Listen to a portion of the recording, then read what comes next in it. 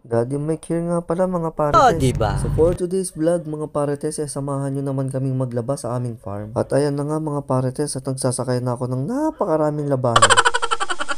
Kaunti na nga lang mapupuno na tong sasakyan ng maduduming damit.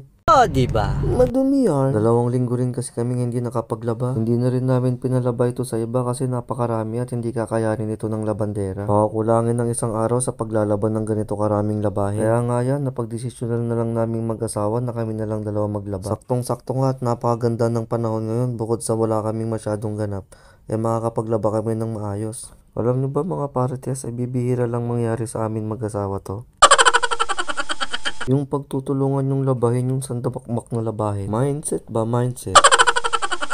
Buti na nga lang din talaga at natapos namin ng maghapon yung mga labahin. Siyempre, eating is life para kay Mami Rose. Pagkatapos nga namin kumain dyan ay pinili na namin kung ano yung mga una naming lalabahan. Habang pinipili nga niya yung mga damit dyan ako naman itong naglalagay ng tubig sa mga timba at batya.